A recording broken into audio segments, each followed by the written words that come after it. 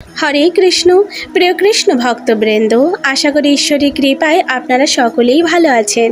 আজও আমি আপনাদের মাঝে উপস্থিত হয়েছি আরও নতুন একটি শিক্ষণীয় কাহিনী আপনাদের শ্রবণ করানোর উদ্দেশ্যে। তো আসুন শ্রবণ করা যাক। রাধে রাধে। একবার এক ইঁদুর লক্ষ্য করলো যে বাড়িতে ইঁদুর মারার ফাঁদ পাতা রয়েছে। সে খুবই ভয় পেল। ফাঁদটি অকেজো করার জন্য সে ওই বাড়িতে থাকা মুরগির সাহায্য চাইল। মুরগি ঘটনা শুনে জবাব দিল, ফাঁদটি আমার কোনো ক্ষতি করতে পারবে না, অতএব আমি এখানে কোনো সাহায্য করতে পারবো না। মুরগির কাছ থেকে এই উত্তর শুনে ইঁদুর খুবই দুঃখিত হলো এবং ছাগলের কাছে গিয়ে সাহায্য চাইল। ছাগল ফাঁদের কথা শুনে বলল, ওই ফাঁদ বড়দের জন্য নয়, আমি এখানে তোমাকে কোনো সাহায্য করতেই পারবো না। ইঁদুর ছাগলের কাছ থেকে একই উত্তর শুনে দুঃখিত হয়ে গরুর কাছে এলো। সব কথা শুনে গরু বলল, ইঁদুরের ফাঁদ আমার মতো বড় প্রাণীর কোনো ক্ষতিই করতে পারবে না। যা আমার কোনো ক্ষতি করতে পারবে না তাতে আমি সাহায্য করতেই পারবো না। ইঁদুর শেষ পর্যন্ত নিরাশ হয়ে তার ঘরে ফিরে এলো।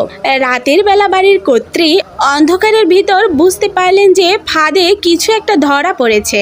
অন্ধকারে ফাঁদের কাছে হাত দিতেই উনি হাতে কামড় খেলেন এবং দেখলেন ফাঁদে ইঁদুরের বদলে সাপ ধরা পড়েছে। তার চিৎকারে কর্তার ঘুম ভাঙলো। তাড়াতাড়ি ডাক্তার ডাকা হলো। চিকিৎসা শুরু হয়ে গেল, কিন্তু অবস্থা মোটেই ভালো না। পথ্য হিসেবে ডাক্তার মুরগির স্যুপ খাওয়াতে বললেন। স্যুপের জন্য কর্তা মুরগিটিকে জবাই করে দিলেন। অবস্থা আস্তে আস্তে আরও খারাপ হতে লাগলো।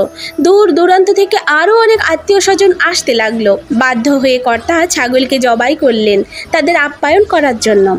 আরও ভালো চিকিৎসার জন্য অনেক টাকার দরকার হতে লাগলো।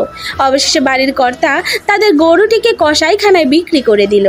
এক সময় বাড়ির কর্ত্রী সুস্থ হয়ে উঠল, আর এই সমস্ত কিছু ইঁদুরটি তার ছোট্ট ঘর থেকে পর্যবেক্ষণ করল। এই কাহিনীটি শিক্ষণীয় বিষয় এটাই যে ভগবান আমাদের সবাইকেই সৃষ্টি করেছে। ভগবানের কাছে আমরা তার সন্তান তুল্য। আমরা যদি একজন মানুষ হয়ে অন্য মানুষকে সাহায্য করি তাহলে ভগবান খুবই খুশি হয়, কিন্তু আমরা যদি কারো বিপদ দেখেও তার সাহায্য না করি তাহলে ভগবান খুবই রুষ্ট হয় এবং আমাদের শাস্তি দিয়ে থাকেন। তাই আসুন না, আমরা একে অপরের সাথে মিলেমিশে থাকি এবং অপরের বিপদে আমরা তাদের সাহায্য করি। এতে ভগবান অতি প্রসন্ন হন। রাধে রাধে। গোপলীলা কাহিনী এই চ্যানেলটির উদ্দেশ্য হলো আপনাদের হৃদয়ে কৃষ্ণ প্রেম ও ভক্তি জাগ্রত করা।